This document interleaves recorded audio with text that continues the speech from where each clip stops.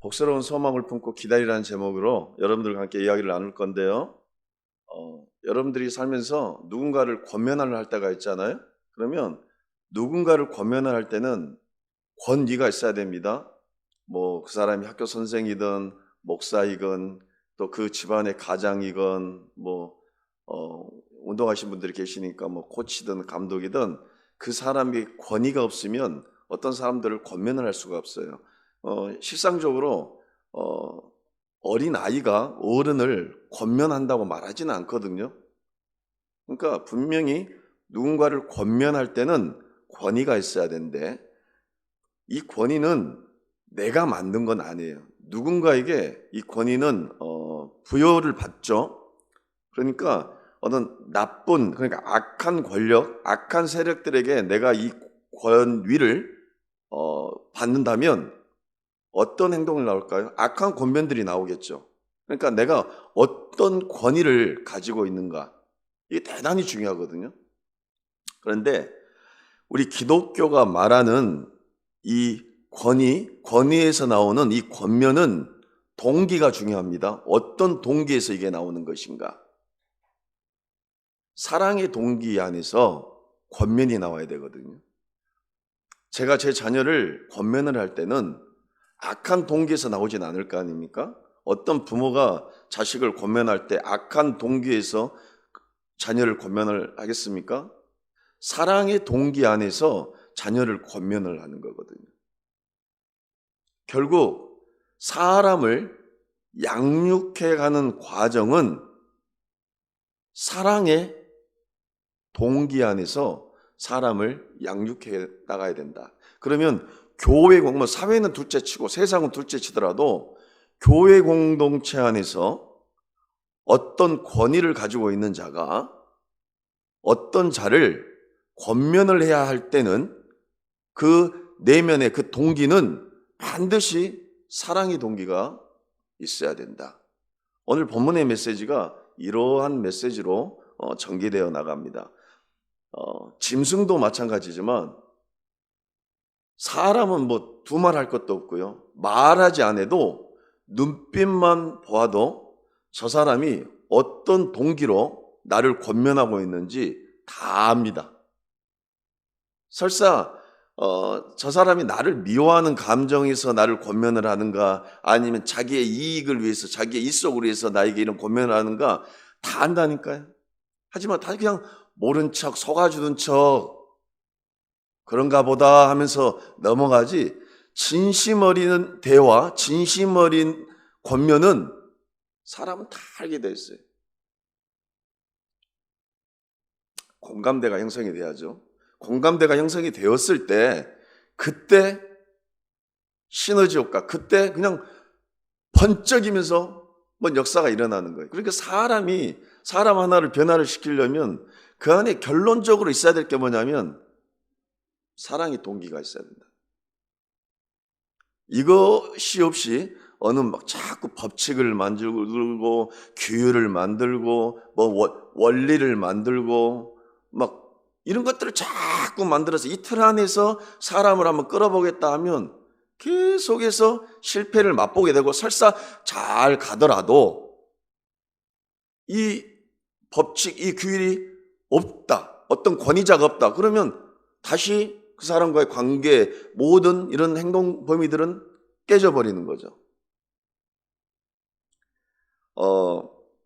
오늘 본문에서 사도 바울이 말하는 권면의 메시지는 사랑의 동기에서 나오는 메시지예요.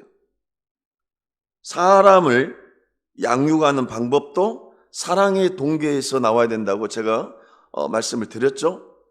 다시 한번 말씀드리지만 사람은 말하지 않아도 눈빛만 봐도 그 사람이 나를 사랑하는지 알 수가 있습니다. 그래서 타고나게 마음이 연약한 사람들, 그런 사람들은 어쩔 수가 없지만 사람이 자꾸 눈을 못 마주치고 어디 대화를 나누는데 좀 커뮤니케이션이 안 된 사람들이 있어요. 그러면 그 안 속에 사실은 마음속에 뭔가가 지금 불안정한 상태인 거예요. 사람과 사람이 눈을 마주치면서 이야기를 주고 받고 하면서 그 사람과의 관계 속에서 공감대가 형성되고 또 그 공감대가 형성된 게 서로 간에 신뢰가 바탕으로 어느 조직을 만들든 어느 공동체를 세워나가든 가정을 이루든 모든 것들이 기본이 거기서부터 시작하는 거죠. 오늘 본문 11절을 한번 볼까요? 11절을 보니까 모든 사람에게 구원을 주시는 하나님의 은혜가 나타나 이렇게 기록되어 있어요. 은혜가 나타났다라는 표현을 사용합니다. 어렵게 설교를 들으시면서 그냥 어렵게 들으시지 말고, 그리고 또 이 설교를 듣기 위해서 이런 마음이 있으면 설교는 설교자의 입술을 통해서 하나님이 말씀을 제가 대언을 하는 거지 않습니까? 제가 비록 여러분들에게 말을 전하지만 이 말씀이 하나님의 말씀을 제가 성령께서 지금 감동 감화시켜서 이 말씀을 잘 준비를 해서 여러분들에게 전했을 때 여러분들이 이 말씀이 하나님께서 나에게 주신 말씀이다. 이 말씀을 이걸 기억하시고 하나의 마음이 또 필요합니다. 그냥 막연히 앉아있는 것보다 과연 오늘 이 본문의 말씀이 나에게 있어서 하나님께서 어떤 메시지를 주고 있는지 이 마음가짐, 이 마음 자세가 중요하거든요. 좀 이런 마음 자세를 가지고 들으셨으면 좋겠습니다. 은혜가 나타났다. 잘 보십시오. 은혜가 그냥 없었어요. 어떤 존재가. 근데 뭔가가 딱 나타났어요. 우리가 그걸 보고 누가 나타났다 이렇게 하잖아요. 근데 오늘 본문에서 사도가 은혜가 나타났다 이렇게 말하고 있어요. 은혜가 나타나. 자, 이 은혜가 나타나서 뭘 하냐? 모든 사람에게 구원을 주신다 이러고 있어요. 모든 사람에게 구원을 주시는 하나님 은혜가 이렇게 나타났다라는 거예요. 구속, 좀 어려운 말보다는 좀 쉬운 말을 사용하고 싶습니다. 구속이 뭡니까? 이렇게 딱 붙잡아 버렸다라는 거예요. 그냥 희영이를 은혜가 나타나서 이렇게 딱 안아버렸다는 거예요. 그냥 사로잡아 버렸다라는 거예요. 어떤 절대 권력자, 어느 힘을 가진 사람이 딱 잡아버리면 못 벗어나는 거죠. 아무리 우리 인간이 벗어나려고 하지만 못 벗어난다니까요. 하나님이 그냥 하나님 은혜가 여러분들을 딱 잡아버렸어요. 이 구속의 참된 은혜가 누구를 통해서 나타났습니까? 이 땅에서? 누구를 통해 나타났죠? 예수 그리스도를 통해서 나타난 거예요. 예수 그리스도를 통해서 구속의 참된 은혜가 나타났다. 자, 그러면 구원의 은혜란 무엇인가요? 구원의 은혜란 무엇이? 제가 여러분들에게 설명을 하면서 그냥 구원의 은혜라는 하면서 주르륵 나가버리면 여러분들은 거기서부터 그냥 어렵게 이해를 못 하실 것 같아서 제가 하나씩 짚어드릴게요. 자, 그러면 여러분들이 말하고 생각하고 여러분들이 이해하는 구원의 은혜란 무엇인가요? 내가 구원받았다. 구원의 은혜란 이게 무슨 뜻인가요?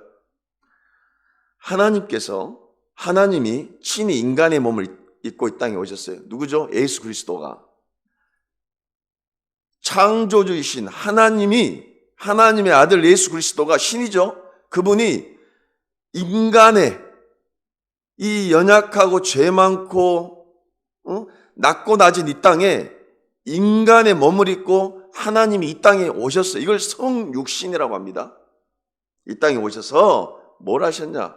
어떤 것들을 실천했냐? 용서, 사랑, 궁휼함 이런 것들을 실천했어요. 자, 죄인을 용서하셨습니다. 하나님이 그리고 사랑을 베풀어 그가 우리를 위해서 십자가에서 못 박혀 죽으셨어요. 왜? 우리의 모든 죄를 жил어지시고 십자가에서 못 박혀 죽으셨어요. 그분의 사랑을 확증하셔 버리는 거예요. 야, 너가 날 사랑해? 여자들이 그러잖아요. 저 세상적으로 있는 여자들이 당신이 나를 사랑하면 백을 사주라는 거야. 나를 사랑하면 뭔가를 증명을 해. 당신이 나를 사랑하면 백을 사주든 당신이 나를 사랑하면 차를 사주든 당신이 나를 사랑하면 부경화를 누리고 막 이런 증명을 하라는 거예요.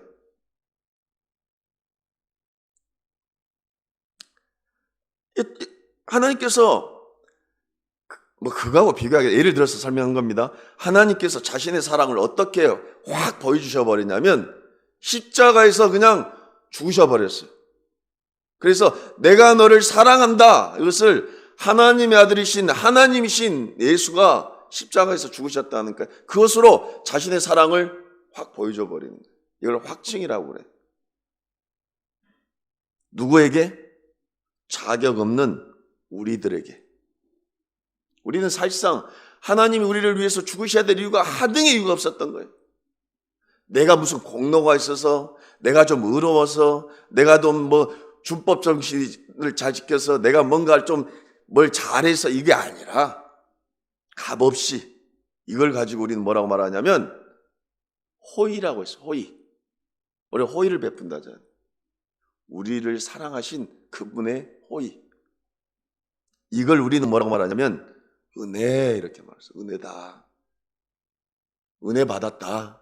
내가 은혜 받았습니다 하는 것을 우리는 대체적으로 감정의 말을 하는데, 감정 가지고 말하는 거예요. 그래서 감정이 오늘은 기분 좋으면 은혜가 없는 거고, 기분이 좋으면 은혜를 받았던 거고, 오늘은 그냥 뭔가가 하던 일이 잘 풀리면 아이고 내가 은혜 받았다는 거고, 오늘은 내 자녀들이 내 말을 좀 잘 들으면 아이고 은혜스럽다는 거고, 우리는 은혜를 이쪽에 감정을 가지고 은혜 받았다, 은혜다 하는데, 그게 아니라 본질상 은혜는 죄인인 우리를 위해서 십자가에서 그분의 사랑을 확증하시고 우리를 죄에서 구원하셨던 그 은혜, 그걸 우리는 은혜 받았다라는 거예요. 그럼 우리 삶 가운데서 은혜 받은 자의 삶이 나오는 거죠. 이걸 아는 자들은 어떤 상황과 환경, 내가 배고프거나 부하거나 흥하거나 가난하거나 병들거나 뭔가가 잘 풀리던가 안 풀리던가, 그래서 예수님께서 뭐라고 말씀하셨습니까? 항상 감사하라 했잖아요. 그러니까 우리도 감사한 거예요. 그 은혜로. 그래서 찬송가가 어떤 찬송이 있습니까? 그 은혜가 내게 족하네. 그 은혜가 내게 족하네. 이런 거. 이 본질을 놓쳤기 때문에 자꾸 놓쳐버리면 자꾸 상황과 환경을 가지고 우리는 흔들리는 거예요.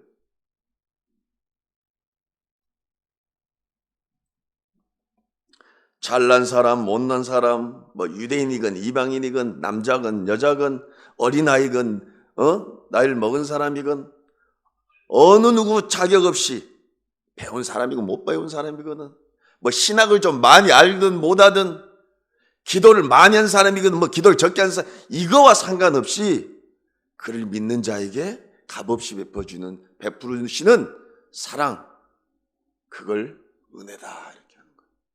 그러니까 진짜 은혜를 아는 사람은 도저히 내가 이 은혜를 받을 만한, 하나님의 사랑을 받을 만한 이만한 근거가 나에게 없다니까요. 없는데도 불구하고 대체 내가 왜 어떤 무슨 내가 복이 있어서 하나님께 이런 은혜를 받았는가? 어떻게 해서 내가 어떤 내 삶을 봐도 아무리 생각을 해도 이해할 수 없는데 내가 예수 믿는 믿음이 생겼는가? 어쩌다가 내가 예수 믿는 믿음이 있고 어쩌다가 내가 이 자리에서 하나님께 예배드리는 존재가 되었는가? 은혜로밖에 설명이 안 되는 거예요. 그래서 성도의 인생을 돌아보면, 성도 인생 전체를 돌아보면 결론은 하나님의 은혜밖에 남은 게 없는 거예요. 도대체 은혜밖에 내 인생을 설명할 수가 없습니다. 오늘 사도 바울은 이 은혜를 의인화합니다. 그래서 이 은혜가 우리를 양육하신다고 했어요. 12절을 볼까요? 우리 12절의 말씀을 우리 다 같이 한 목소리로 합독합니다. 시작.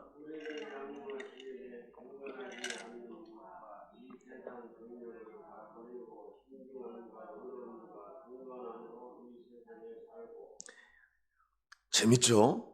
은혜가 의인화하여 되어 12절 말씀처럼 은혜가 우리를 양육한다는 것은 뭐냐면 키운다라는 거예요. 은혜가 여러분들을 키운대요. 자, 마치 이런 겁니다. 다 처음부터 다 성장한 상태가 아니잖아요. 어떤 자들은 젖먹이, 다들 아이들 키워보셨지만 어렸을 땐 젖먹이, 어떤 사람은 초등학생이 될 수가 있고 어떤 사람은 뭐 신앙이 성숙이 아주 뭐 경건한 어른이 될 수도 있고, 근데 이 은혜가 나타나서 우리를 양육하신답니다. 우리를 성장시키고 우리를 키워주신다는 거예요. 여러분들이 큰 것 같죠? 여러분들의 신앙이 여러분들이 성장하고 내가 잘해서 내가 뭔가를 해서 내가 뭔가를 노력해서 여러분들이 이루신 것 같죠? 제가 금요 기도할 때도 말씀드렸지만 물론 이제 영화에서 나온 이야기이기도 하고 철학자의 말이기도 한데 내 젊음이 내 노력으로 인해서 이루어진 게 아니래요. 그리고 내 늙음도 죄로 인해서 얻은 것들이 아니래요. 자, 그러면 제가 말씀드렸지 않습니까? 누가 꼰대냐고. 누가 꼰대입니까? 내가 어떤 결과물을 이뤄낸 것을 오직 내가 이렇게 노력해서 이렇게 이뤄냈어. 이런 사람들. 이걸 요즘 말로 꼰대라고 한다고 제가 말씀드렸지 않습니까? 그런데 우리는, 성도는 어떻게 인생을, 어떤 결과물, 어떤 것들을 이뤄냈다면 어떻게 우리는 말을 하냐면 은혜가 우리를 이렇게 만들어요. 은혜 때문에, 은혜로 인하여 내가 이런 것들을, 하나님 은혜로 내가 이런 것들을, 이 자리에 이런 것들을, 또 이런 것들을 내가 누리고 삽니다. 그 은혜가 우리를 성장시키고 키운다는 거예요. 어떻게? 젖먹이 아기 때부터, 아기의 상태부터 장년에 이르기까지 은혜가 우리를 양육하신다. 여러분들을 은혜가 키워주신다는 거예요. 그러니까 어떤 거 있습니까? 염려하지 마십시오. 여러분들의 신앙의 상태가, 여러분들이 안 돼, 나는 여기서 정체되어 있어, 나는 자꾸 내가 잘 모르겠어, 염려하지 마십시오. 여러분들이 염려 안 해도 그 은혜가 여러분들을 성장시키고 양육시켜 나갑니다. 마치 젖먹이 아이가 몰라도 엄마는 그 젖먹이 아이가 배가 고파야 된가, 젖을 먹여야 된가, 기저귀를 갈아야 된가 다 알듯이 그 은혜가 여러분들의 피로와 여러분들의 문제를 다 아시고 여러분들을 은혜가 이끄신다는 거예요. 어떻게? 두 가지 방법으로. 15절 볼까요? 너는 이것을 말하고 권면하며 모든 권위로 책망하여, 이렇게 기록되어 있듯이 은혜가 우리를 권면하고 책망하여, 즉 무슨 뜻이냐면 징계를 통해서 여러분들을 양육해 가신다는 거예요. 여러분들이 아무리 엉터리같이 있어도, 여러분들이 아무리 정체되어 있어도 은혜가 여러분들을 양육하고 여러분들을 키우고 여러분들을 성장시킨다는 거예요. 하지만 그 은혜의 동기는 무엇입니까? 사랑의 동기로.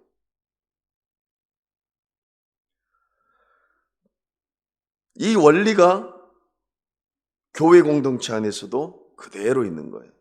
디모데후서 2장 25절에 거여가는 자를 온유함으로 훈계할지니 혹 하나님이 그들에게 회개함을 주사 진리를 알게 하실까 하며, 또 고린도전서 11장 32절에 우리가 판단을 받은 것은 주께 징계를 받은 것이니 이는 우리로 세상과 함께 정죄함을 받지 않게 하려 하심이라. 모든 이 징계, 또 책망, 권면, 이 모든 동기는 사랑의 동기. 우리 주님께서도 사랑의 동기로 우리를 징계를 통해서 양육하셨듯이 교회 공동체도 사랑의 동기로 어떤 권위를 부여받은 자가 성도들을, 이웃을 권면하고 양육하는 거예요. 지금 사도 바울이 이 말을 하는 거예요.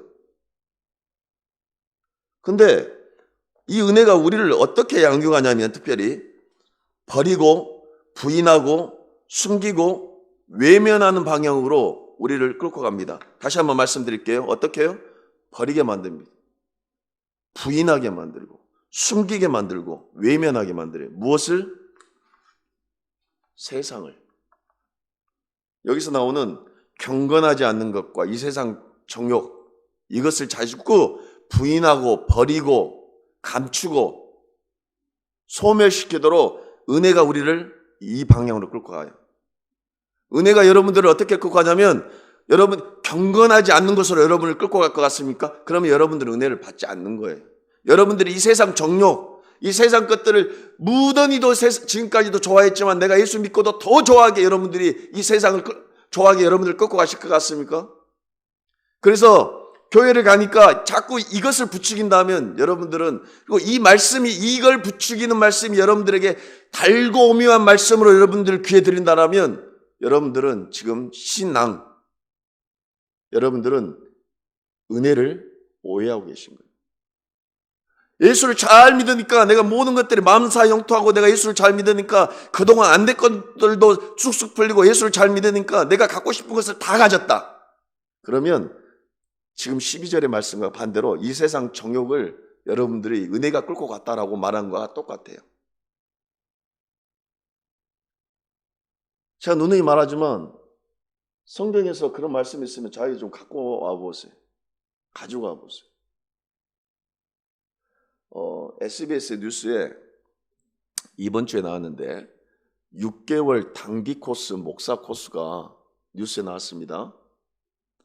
모 목사가 돈 얼마를 주면 6개월 동안 수백 명의 목사를 배출해냈습니다.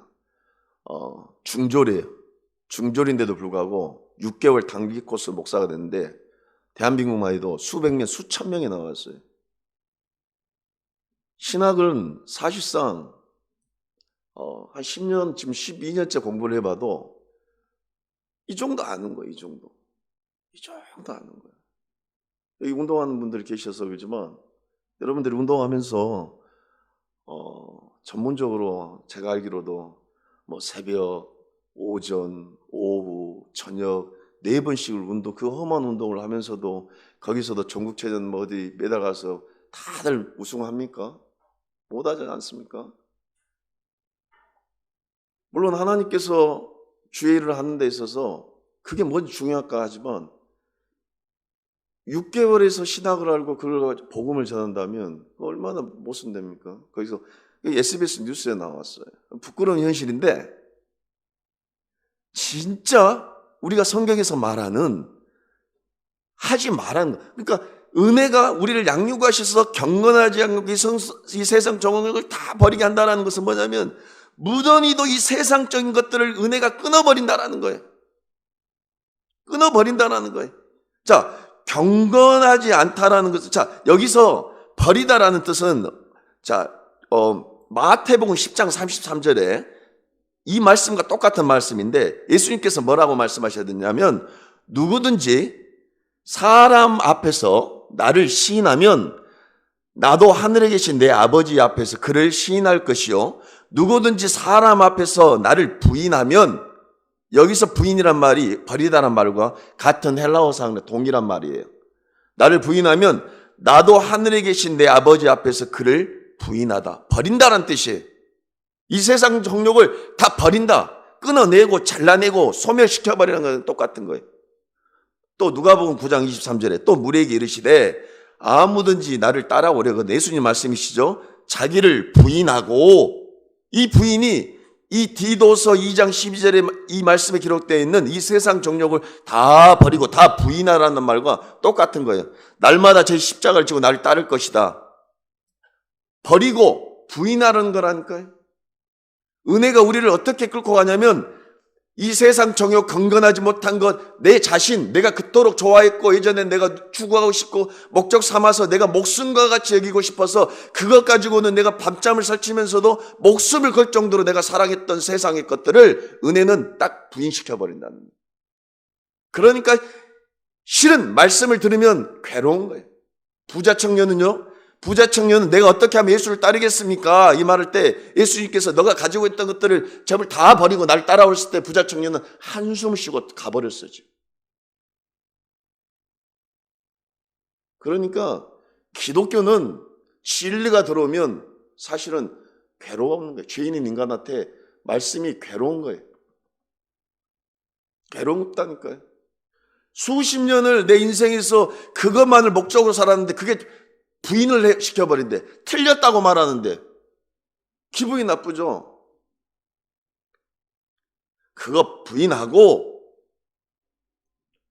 경건하지 않다라는 것은 뭡니까? 불신앙은 뭡니까? 하나님의 말씀이나 뜻을 거스리는 행동, 태도예요. 중요한 겁니다. 행동, 태도. 두 번째, 이 경건과 함께 동등선상에 정욕을 이렇게 딱 올려놨어요. 이런 쟁반 위에, 이 쟁반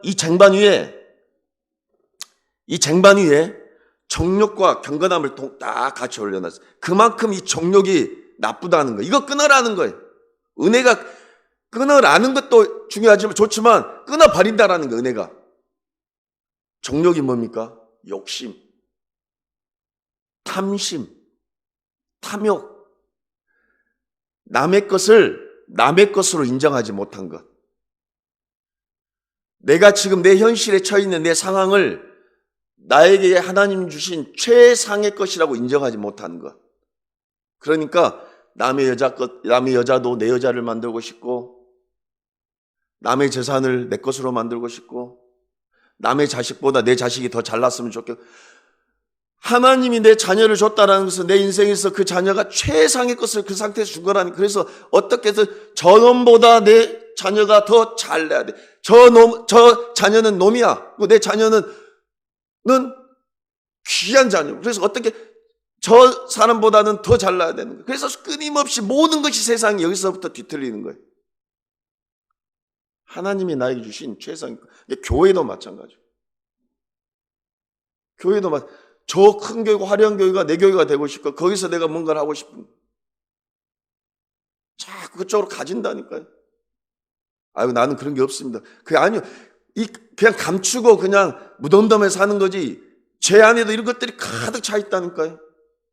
그러니까 은혜가 아니면 끊임없이 이게 나를 고통 속에 빠뜨리는 거예요. 그러니까 비교의식이 나타나고.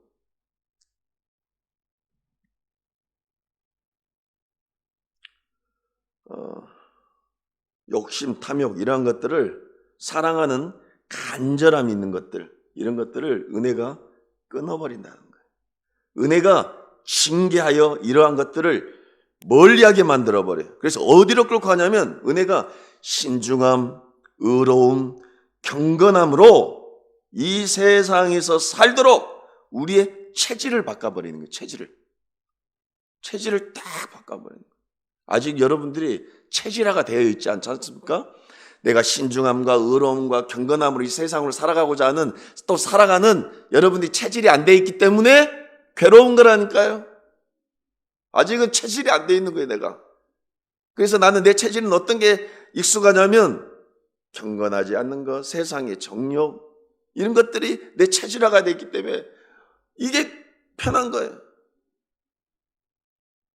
그래서 우리는 어떤 기도를 해야 되냐면 하나님 은혜를 주셔서 하나님이 좋아하시는, 하나님이 기뻐하시는 체질로 나를 좀 바꿔주십시오. 안 돼요. 근데 계속해서 그 기도하는 거예요. 그 내 체질을 좀 바꿔주시라고.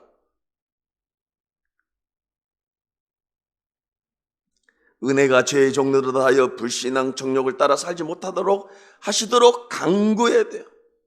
그래서 우리는 무엇이 필요합니까? 날마다 여러분들에게 제가 말씀드리지만 은혜가 필요한 거예요. 은혜를 받아야 돼요. 은혜가 반드시 필요해요. 그래서 은혜의 방편 세 가지 뭡니까? 우리 개혁신학이 말하는 은혜의 방편 세 가지 뭐가 있죠? 말씀, 성례, 기도. 이 세 가지를 계속해서 필요한 거예요. 말씀, 성례, 기도가 필요한 거예요. 늘 말씀을 듣고 기도하고 또 우린 성찬신과 성례를 통해서 하나님의 그 은혜가 끊임없이 공급을 받아요. 그래야지 우리가 신중함과 의로움과 경건함으로 이 세상을 살아가는 방향으로 쭉 갈 수가 있는 거예요. 체질을 자꾸 바꾸는 거예요. 아직 체질화가 되어 있지 않기 때문에 괴로운 거라니까요. 신앙생활하는 게.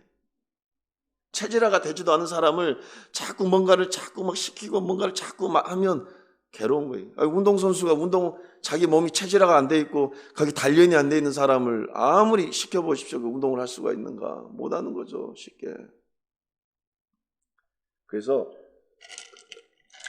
우리를 신중하고 사력 있고 분별력 있는 곳으로 우리를 끌고 간다는 거예요. 의로운 자들로 우리를 끌고 간다는 거예요. 은혜가 우리를 불신앙을 버리기 위해서 갈망의 대상을 바꿔놓는데, 이 단순히 바꾸는 것이 이례적이 아니라 지속적으로 우리를 쭉 양육해 간다. 사도 바울이 이렇게 말을 하고 있어요. 그러면 여러분들에게 우리 말씀을 가지고 한번 적용을 해볼까요? 이 세상 그리스도인은 그러면 이 관점이 바뀌어야 됩니다. 이 세상을 어떻게 바라봐야 될 관점. 이 세상을 세상 사람들과 같이 살지 않도록 은혜가 우리를 양육한다라는 사실을 기억하고, 이제는 우리의 방향과 목적을 바꿔야 돼요. 은혜로 이제 세상을 여러분들이 은혜를 받았다고 했지 않습니까? 은혜 받은 사람이면 당연히 이 바라보는 관점이 어떤 관점으로 바라봐야 될까요? 예전에 최연수의 관점으로 이 세상을 바라볼까요? 그러면 세상에서 제일 숭악하고 세상에서 가장 이기적이고 세상에서 가장 나쁜 사람이에요. 그게 아니라 이제는 세상을 바라보는 관점이 하나님의 은혜의 관점으로 이제 세상을 바라봐야 되고, 사람을 바라봐야 되고, 교회를 바라봐야 되고, 모든 것들이 관점이 이제는 바뀌어야 된다는 거예요. 그런데 우리가 감사한 거, 우리의 의지도 좋지만 은혜 받았으니 은혜가 우리의 삶을 그런 방향으로 바꾸어 버린다는 거예요. 심지어 우리의 인격도 은혜가 바꾸어 버린다는 거예요. 아직 우리들의 인격이 그냥 여전히 개차반 같습니까? 그럼 아직까지 여러분들이 그 은혜를 못 누리고 있는 거예요. 은혜가 인격도 바꾸어 버려요. 교회가 그렇지 않습니까? 세상과 다른 체질, 세상과 다른 원리, 세상과 다른 가치관으로 세워지는 것이 교회인 거예요. 13절에 복스러운 소망과 우리의 크신 하나님 구주 예수 그리스도의 영광에 나타나심을 기다리게 하셨으니, 복스러운 소망, 예수 그리스도의 영광이 나타나는 것, 이 복스러운 소망은 예수 그리스도의 영광이 나타나는 것인데, 우리는 이걸 소망을 품고 살아가는 존재예요. 사도 바울이 뭐라고 말하고 있냐면, 그냥 너희들 이렇게 살아라가 아니라 이 소망을 가지고 힘들더라도 인내하라는 거예요. 소망은 뜬구름이 아닙니다. 현실인 거예요. 반드시 이루어지는 거예요. 소망은 약속의 말씀을 붙잡고 있기에 반드시 실현되는 현실인 거예요. 영원한 생명으로 주어지는 소망인 거예요. 마치 사도 바울은 제가 설교하면서 꼭 이런 마음의 감동이 있어요. 사도 바울이 마치 이런 것과 같아요. 그래, 얼마나 힘드니? 그래, 이렇게 사는 것이 힘들지. 힘든 건 내가 다 알아. 비록 현실적으로는 어려움이 놓여있고 고단한 상황이지만, 성도야, 언약교회야, 영생의 소망을 가지고 이렇게 살거라. 반드시 이 소망은 이루어진다. 믿음은, 우리가 믿는 믿음은 소망을 품고 함께한다. 우리는 또한 믿음으로 소망을 바라본다. 주께서 반드시 예수 그리스도의 영광이 나타나시니 인내를 가지고 기다려라. 성육신하셨던 우리 주님이 반드시 재림하실 것이다. 그때까지 복스러운 소망을 품고 신중함과 의로움과 경건함으로 기다려라. 살아내라. 몸부림쳐라. 은혜가 너희를 이렇게 이끌어 가신다. 너희는 이렇게 살 수 있는 존재가 되었고, 또 이렇게 사는 것이 마땅하며 또 이렇게 살도록 은혜가 만드실 것이다. 왜? 14절에 그가 우리를 대신하여 자신을 주시면 모든 불법에서 우리를 속량하시고 우리를 깨끗하게 하사 선한 일을 열심히 하는 자기 백성이 되게 하려 하심이라. 대체 왜 우리를 이렇게 이끌어 가신가? 여러분들이 지금까지 제 설교를 듣고 그럼 왜 우리를 이렇게 이끌어 가십니까? 14절에 모든 불법에서 속량하시고 우리를 깨끗하게 하셔서 어떤 자가 되게 하신다고요? 선한 일을 열심히 하는 자기 백성이 되게 하기 위해서, 사모하는 자로, 주의 일을 사모하는 자로 만드시기 위해서 우리를 이끄신다는 거예요. 이 열심 또한 은혜에서 나온다는 거예요. 최종 목표이죠. 선한 일을 열심히 하는 자기 백성으로 삼기 위해서. 그래서 우리를 특별한 사람으로 우리를 만드셨어요. 그래서 우리는 특별한 사람인 거예요. 교회의 성도는 이제 새 언약 관계에서 특별한 존재가 되었어요. 구원의 최종 목적은 뭡니까? 선한 일을 하기 위해 생명이 우리를 통해 흘러나갑니다. 우리의 선한 일을 통해서 하나님의 뜻을 이 땅에서 실현하는 것이 선한 일인 거예요. 그거 하려고 여러분들을 특별한 존재로 여러분들을 부르셨어요.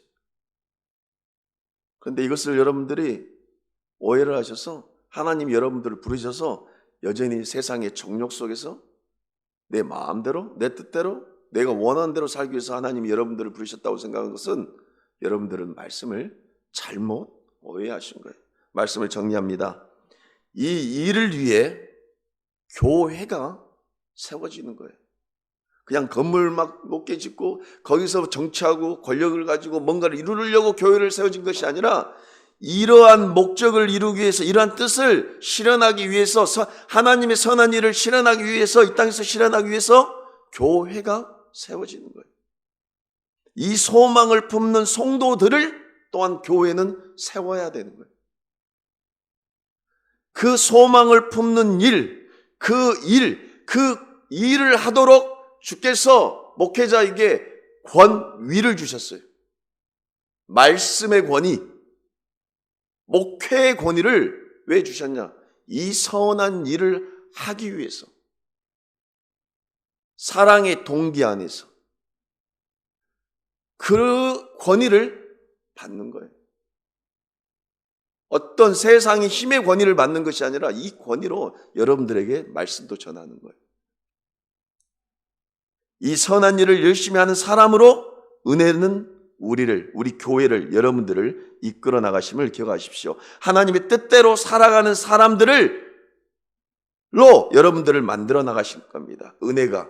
교회는, 지도자는 이러한 것들을 말하고 권면하고 책망하라고 15절에 기록되어 있어요. 너는 이것을 말하고 권면하며 모든 권위로 책망하여 누구에게서든지 업신여김을 받지 말라. 성경의 권위, 말씀의 권위로, 그리고 사랑의 동기로 이 모든 가르침을 가르쳐야 합니다.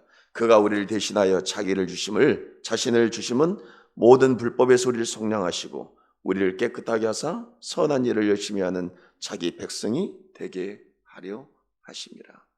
이 의미를 잘 생각하시고 특별한 자로서 하나님의 선한 일을 이 땅에서 잘 감당할 수 있는 우리 모두가 되기를 주님의 이름으로 소망합니다.